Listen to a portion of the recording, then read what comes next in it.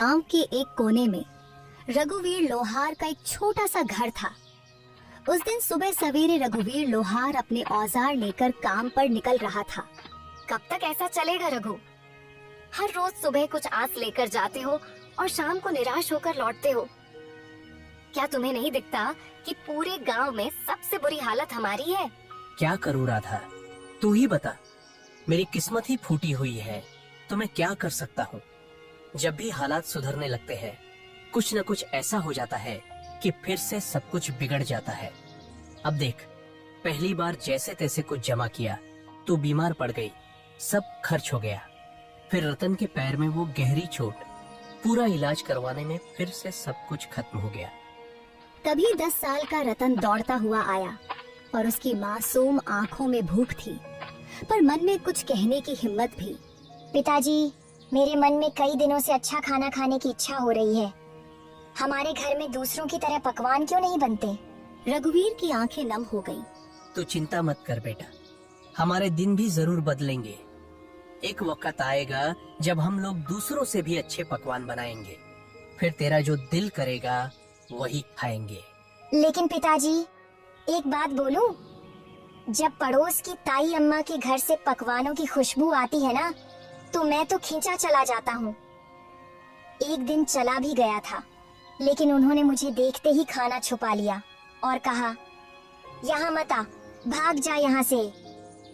तो मैं वापस आ गया। राधा की आंखों से आंसू बहने लगे। उसका दिल जैसे किसी ने मसल कर रख दिया हो। रघुवीर कुछ नहीं बोला, चुपचाप अपने औजार उठाए और लोहार की दुकान की ओर चल पड़ा। रघुवीर की लोहार की दुकान गांव के चौराहे पर थी। उस दिन जैसे ही उसने भट्टी सुलगाई और हथौड़ा उठाया, उसे लगा कि उसके बाजुओं में अब पहले जैसी ताकत नहीं रही। उसके हाथों की चोटें भी जैसे थक चुकी थीं। हे भगवान, और कितनी परीक्षाएं लोगे। आज एक भी ग्राहक नहीं आया और ऊपर से घर की हालत, रत्न की मासूम बातें सब कुछ तोड़ कर रख देती है। तभी गांव का मुखिया दुकान पर आ पहुंचा। उसके चेहरे पर एक औपचारिक मुस्कान थी। हाँ रघुवीर, क्या हुआ? आज तुम्हारे हाथों में पहले जैसा जोर नहीं दिख रहा। क्या बात है? मन कुछ बोझिल लग रहा है, क्यों? हाँ मुखिया जी, अब आप तो सब जानते हैं, फिर भी पूछते हैं। मेरा परिवार बहुत बड़ी आर्थिक तंगी में है। मेहनत तो बहुत करता हूँ, लेकिन हाथों में किस्मत नहीं है। मुखिया चुप रहा, लेकिन तभी बगल से बाली आ गया, गांव का वो आदमी जिसे दूसरों के दुख में भी मजा आता था। मुखिया जी, मैं तो कहता हूँ कि इस रघुवीर को गांव से निकाल देना चाहिए। उसकी मनहूस छाया धीरे धीरे पूरे गांव में फैल रही है। कहते हैं कुछ लोग ऐसे होते हैं जिन पर काल की छाया होती है और जो पूरे गांव को बर्बाद कर सकते हैं। मुखिया पहले चौंका, फिर हंसने लगा। बाली भी हंसने लगा। अरे बाली, तू भी ना चल, छोड़ इसे, चल यहाँ से। दोनों रघुवीर की हालत पर हंसे और चले गए। रघुवीर वहीं बैठा रहा, आंखें आसमान की ओर उठाए। हे भगवान, क्या मैंने अपनी तकदीर खुद लिखी थी? क्या मैंने किसी का बुरा किया है? कभी चोरी, कभी बेईमानी, मैंने कुछ बुरा नहीं किया। फिर मेरे ऊपर यह दुख क्यों आया है? क्यों? मेरे सपनों के दिए बुझ गए, मेरी उम्मीदों के चिराग बुझ गए। धुंध में खो गया हूँ, कहीं से रास्ता नजर नहीं आता। ये तन्हाई कब खत्म होगी? उसकी हथेली से हथौड़ा नीचे गिर गया।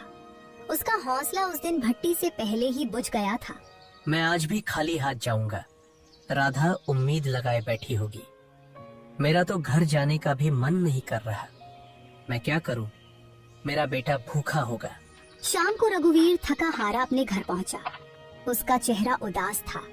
जैसे ही उसने घर में कदम रखा, राधा ने उसे देख लिया। अरे क्या हुआ रघु? आज तुम्हारा चेहरा इतना उदास क्यों है? अरे कुछ तो कहो। रघुवीर की आंखें भर आईं। उसने धीरे से राधा की ओर देखा। अब तो सारे गांव वाले भी मेरी बुरी किस्मत का मजाक उड़ाने लगे हैं राधा। और क्या कहूँ, आज तो दुकान पर एक भी ग्राहक नहीं आया। हाँ, और ऊपर से मुखिया और बाली, वो दोनों मेरी किस्मत पर हंसते हुए चले गए। मैं तुम्हारे लिए खाने के लिए भी कुछ नहीं ला सका। राधा चुप हो गई। उसकी आंखें भर आईं। सुबह जब तुम दुकान जा रहे थे, तब मैं भी तुम्हें बोल रही थी इसमें गलती मेरी भी है। मैं भी कभी तुम्हारे दुख को पूरी तरह समझ नहीं पाई। फिक्र मत करो, भगवान सब ठीक करेगा।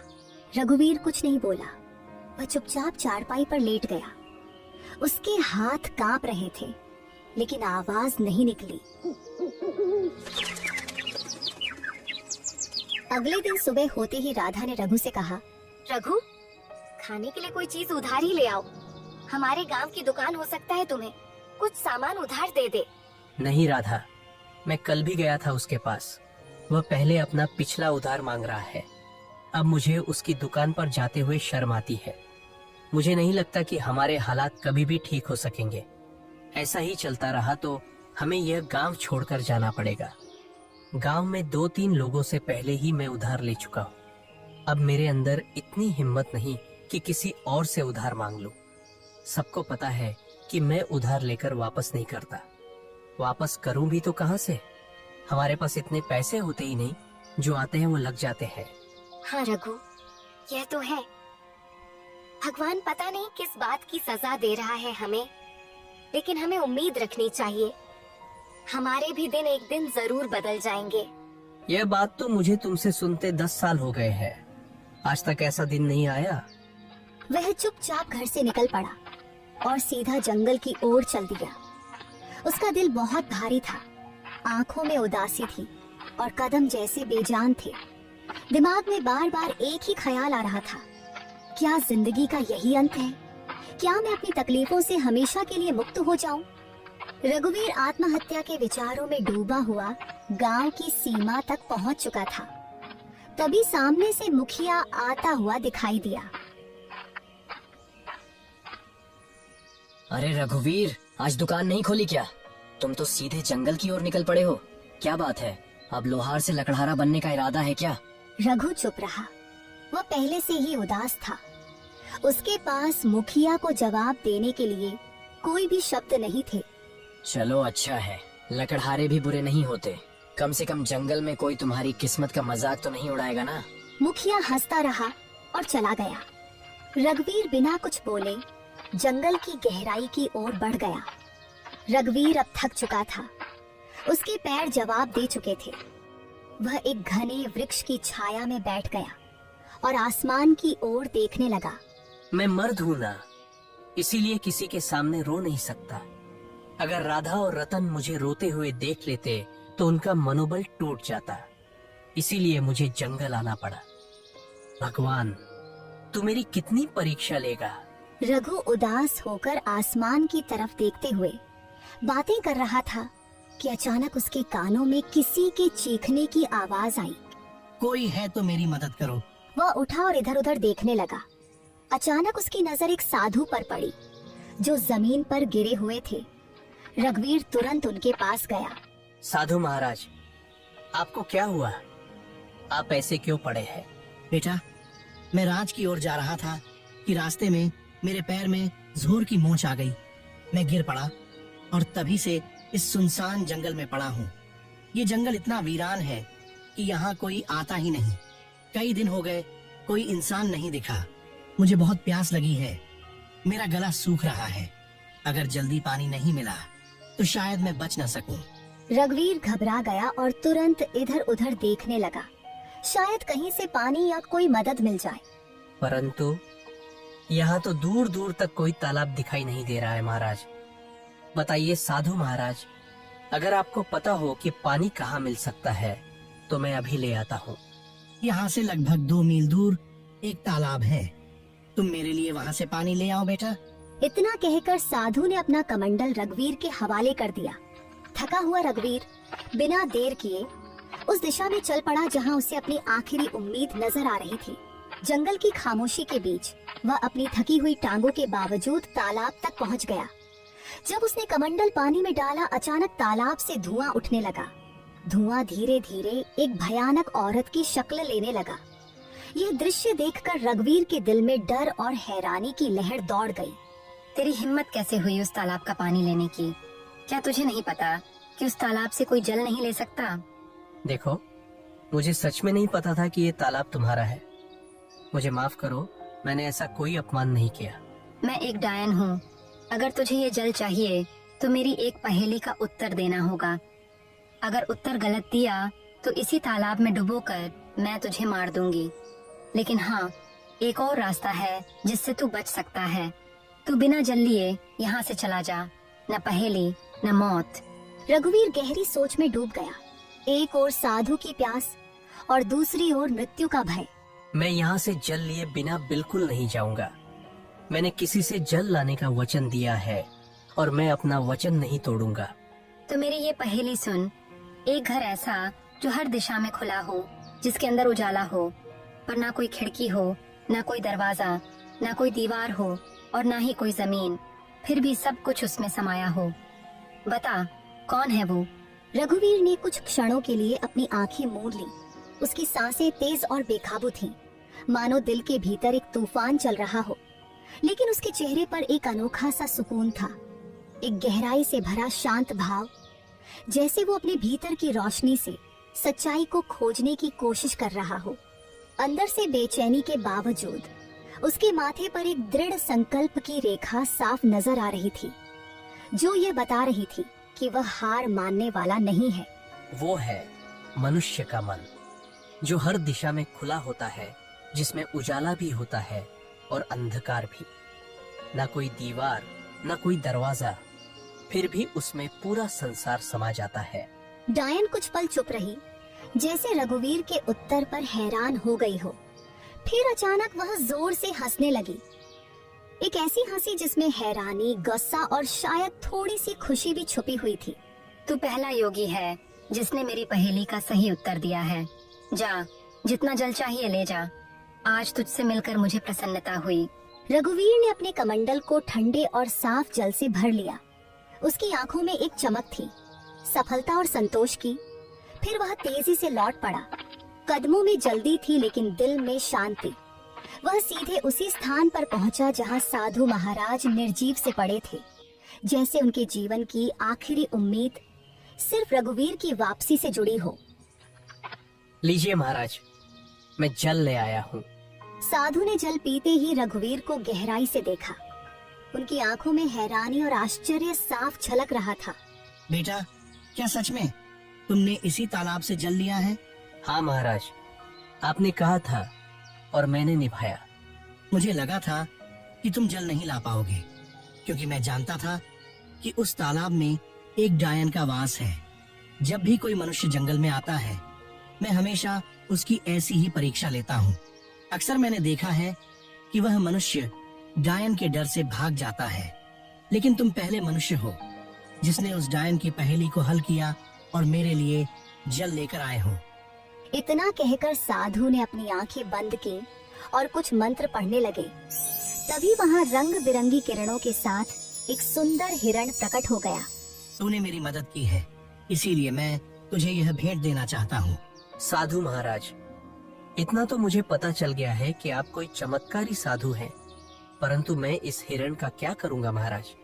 इसे अपने घर ले जा और अपनी बेटी की तरह पाल इसे, और याद रख, यह हिरण तेरी किस्मत बदल देगा।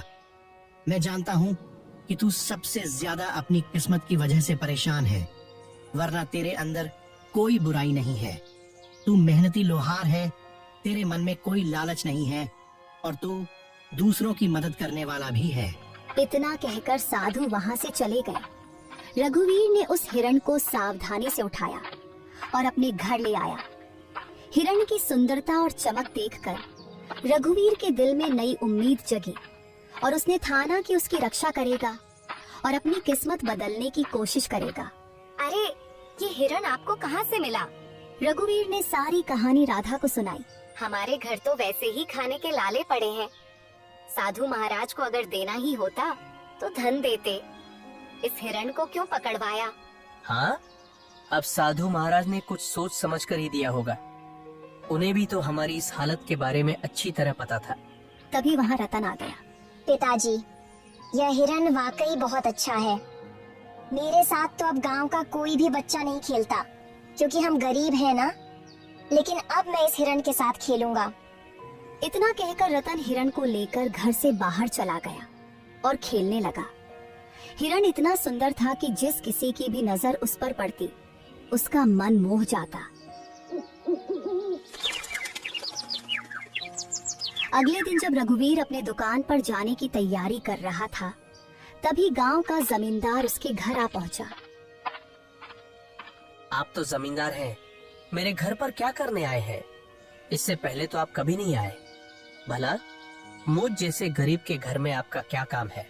हाँ, बात तो तू सही कह रहा है रघुवीर, लेकिन बात यह है कि आज मैंने तेरे बेटे यानी रतन को एक हिरण के साथ खेलते देखा है।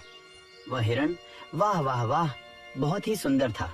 और तू जानता है कि मुझे जानवरों को पिंजरे में रखने का कितना शौक है, तो मैं वह हिरण खरीदना चाहता हूँ। राधा यहाँ सुनकर चौकस हो गई। वह कुछ कहने ही वाली थी कि माफ कीजिए, मैं वह हिरण आपको नहीं बेच सकता। अरे भाई, मैं तुम्हें इसकी अच्छी कीमत दूंगा। आप मुझे चाहे उसकी कितनी भी कीमत दें, माफ कीजिएगा, मैं उस हिरण को नहीं बेचूंगा। जमींदार क्रोधित होकर वहाँ से चला गया। आपने ये क्या किया? जमींदार हमें इसकी अच्छी कीमत दे सकता था, हमारी हालत कुछ बेहतर हो सकती थी। मैं यह हिरण नहीं बेचूंगा राधा, क्योंकि यह हिरण मुझे साधु महाराज ने भेंट किया है और भेंट की हुई वस्तुओं को कभी बेचा नहीं जाता। कुछ दिन ऐसे ही बीत गए। रघुवीर और उसका परिवार हिरण से इतना जुड़ गया था कि उसे छोड़ने का ख्याल भी नहीं आता था। फिर कुछ दिनों बाद एक व्यापारी वहाँ आ पहुँचा। अरे भाई, मुझे तुम्हारा यह हिरण बहुत पसंद आया है। मैं तुम्हें इसकी मांगी हुई कीमत दूंगा। यह हिरण मुझे बेच दो। तुम चाहे मुझे कितना भी धन क्यों न दो, मैं इसे नहीं बेचूंगा। अरे, तुम गरीब के गरीब ही रहोगे। तुम सामान्य लोहार हो, समझते ही नहीं कुछ। व्यापारी वहाँ से चला गया। राधा रघुवीर पर गुस्सा हो गई। जब से ये हिरण आया है, तब से हमारा खर्चा और बढ़ गया है। पहले जमींदार को लौटा दिया और अब व्यापारी को भी मना कर दिया। क्यों नहीं बेचा इसे? राधा, न जाने क्यों मुझे इस हिरण से अब एक खास लगाव हो गया है। और वैसे भी साधु महाराज ने कहा था कि इसे अपनी बेटी की तरह पालना। अब ये मेरी बेटी जैसा है, और भला कोई अपनी बेटी या को मांगी हुई कीमत पर बेचता है क्या? खुद सोचो ना। राधा यह सुनकर चुप हो गई और नम आँखों से मुस्कुराने लगी। धीरे धीरे वह हिरण उनके परिवार का हिस्सा बन गया। वहीं किशोनगर के राजमहल में उदासी छाई हुई थी। राजा विक्रम अपनी 20 वर्षीय पुत्री चंद्रलीका को देख रहे थे, जो बेहोशी की स्थिति में थी। उनके बगल में राजगुरु थे। राजगुरु, क्या मेरी पुत्री ठीक हो पाएगी? मैंने राज्य के बड़े बड़े वैद्यों को दिखाया, लेकिन कोई फायदा नहीं हुआ। महाराज, आपकी पुत्री को एक विचित्र बीमारी है। इसका इलाज शंभू है, लेकिन वह अत्यंत दुर्लभ है। तो फिर जल्दी से बताइए ना गुरुजी, इलाज क्या है? ध्यान से सुनिए। एक मायावी हिरण का आंसू और एक गरीब मनुष्य का आंसू, जब ये दोनों एक साथ मिलेंगे तो वे एक दिव्य पुष्प में बदल जाएंगे। उस पुष्प को राजकुमारी के शरीर पर स्पर्श कराना होगा, तभी वे स्वस्थ हो पाएंगी। तो फिर बताइए, वह मायावी हिरण कहाँ मिलेगा? मैं उसे किसी भी कीमत पर ढूंढ लाऊंगा। और गरीब की बात तो कीजिए ही मत। हमारे राज्य में गरीबों की कोई कमी नहीं है। आपने पूरी बात सुनी नहीं महाराज। अगर किसी गरीब को जबरदस्ती रुलाया गया तो वह आंसू व्यर्थ होगा। दोनों को अपने आप दिल से रोना होगा, तभी वह पुष्प प्रकट होगा। तो फिर क्या? तुम्हें पता है राजगुरु की वह हिरण इस समय किसके पास है? हाँ महाराज, मैंने साधना के दौरान यह देखा है। वह मायावी हिरण हरियापुर गांव के एक लोहार के पास है। राजा विक्रम अपने मंत्री जगन्नाथ और 2 सिपाहियों के साथ हरियापुर की ओर रवाना हुए। कुछ ही देर में वे हरियापुर पहुँचे। वहाँ गांव का मुखिया दौड़ता हुआ आया। हमारे तो भाग्य ही खुल गए। राजा विक्रम पधारे हैं। मुझे तुम्हारी बातें सुनने में कोई दिलचस्पी नहीं है। बस इतना बताओ, क्या इस गांव में कोई लोहार रहता है जिसके पास एक हिरण है? हाँ महाराज, रघुवीर लोहार है। पूरे गांव को पता है कि उसके पास एक हिरण है, और वह हिरण किसी को देता भी नहीं है, क्योंकि वह अत्यंत सुंदर है। मुखिया राजा विक्रम को लेकर रघुवीर के घर की ओर चल पड़ा। मंत्री, 2 सिपाही और स्वयं राजा को देखकर रघुवीर चौंक गया। क्यों? क्या तुम्हारे पास कोई हिरण है? और क्या वह मायावी भी है? प्रणाम महाराज, प्रणाम। हाँ महाराज, मेरे पास एक हिरण है। लेकिन मुझे नहीं पता कि वह मायावी है या साधारण। मेरे लिए तो वह मेरे बेटे जैसा है। वह हिरण तुम्हें कहाँ से मिला? एक साधु महाराज ने मुझे यह हिरण भेंट किया था महाराज। समझ गया। उस साधु ने तुम्हें एक मायावी हिरण दिया है। चलो, मैं उसे खरीदना चाहता हूँ। क्षमा कीजिए महाराज, मैं इसे बेचना नहीं चाहता और बेच भी नहीं सकता। महाराज, ये इतना ही मूर्ख है कि जमींदार ने भी इसे खरीदने की कोशिश की, मगर उसने नहीं बेचा। हमारे गांव का सबसे बड़ा व्यापारी महंगी कीमत देने आया, लेकिन फिर भी वह नहीं बिका, और अब उसने आपको भी मना कर दिया है। उसकी हिम्मत तो देखिए। देखो लोहार, मुझे उस हिरण की बहुत जरूरत है। मैं तुम्हें उसकी महंगी कीमत दूंगा, समझ रहे हो ना? महाराज, मैं नहीं दूंगा, क्षमा कीजिए।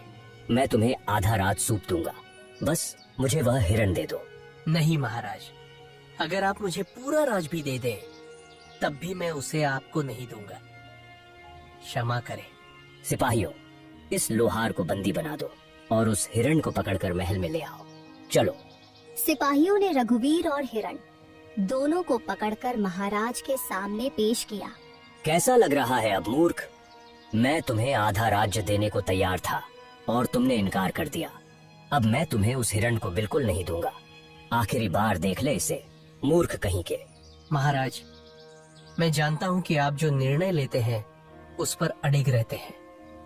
बस आपसे मेरी एक विनती है, मैं अपने इस हिरण को एक बार गले लगाना चाहता हूँ। मैंने इसे अपने बेटे जैसा चाहा है। जा, तुम्हें इतनी मोहब्बत है तो जा गले लगा ले इसे। रघुवीर ने दौड़कर उस हिरण को गले लगा लिया। दोनों की आंखों से आंसू बहने लगे और जैसे ही वे आंसू धरती पर गिरे, वहाँ एक नीला फूल खिल गया। महाराज, यही वह फूल है जो आपकी पुत्री को ठीक कर सकता है। राजा विक्रम दौड़कर फूल लेकर अपनी पुत्री के कमरे में गए। फूल जैसे ही पुत्री के शरीर को छुआ, वह होश में आ गई। राजा विक्रम खुशी से राज दरबार वापस आ गए। मुझे माफ कर दो रघुवीर, मैंने अपनी पुत्री के प्यार में अंधा होकर तुम्हारे साथ अन्याय किया। तुम्हारे आंसू सच्चे थे। अब मैं समझ गया कि तुम कितना सत्य बोल रहे थे। तभी वहाँ साधु महाराज प्रकट हो गए। महाराज, यह गरीब लोहार किस्मत का मारा है। उस हिरण को मैंने ही उसे भेंट किया था और मैंने कहा था कि यह उसकी किस्मत बदलेगा। मैं जानता था कि आपकी पुत्री का इलाज उसी मायावी हिरण से होगा, लेकिन वह तभी संभव था जब हिरण पालने वाले की आंखों से सच्चे आंसू निकले, और सच्चे आंसू केवल सच्चे इंसान के निकलते हैं। साधु ने रघुवीर को देखकर कहा, रघुवीर, तुम्हारा काम पूरा हुआ, और जैसा कि मैंने कहा था, यह हिरण तुम्हारी किस्मत बदलेगा। अब समय आ गया है। रघुवीर, हम तुम्हें बहुत सा सोना देते हैं।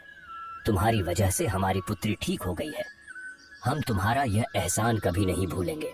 महाराज, आपकी मेहरबानी है, लेकिन कृपया करके मुझे यह न दे। नहीं नहीं नहीं रघुवीर, यह भेंट है और भेंट को कभी ठुकराते नहीं। आज से तुम मेरे राजमहल में मेरे सलाहकार बनकर रहोगे और मेरे खजाने की रिक्शा का काम तुम्हारे कंधों पर होगा। तुम सच्चे इंसान हो, और हाँ, जिस गांव में तुम रहते हो, आज से तुम उस गांव के जमींदार हो। वह पूरा गांव अब तुम्हारा होगा। रघुवीर पूरी दौलत लेकर अपने घर वापसी की राह पर निकला, जो उसकी मेहनत, ईमानदारी और सच्चाई का अनमोल इनाम था। इस तरह एक सामान्य लोहार अपनी मेहनत और प्यार की वजह से अपनी किस्मत बदलने में कामयाब हो गया। उसका जीवन अब पहले से कहीं ज्यादा खुशहाल और सफल था, और वह अपने गांव के लिए एक मिसाल बन गया।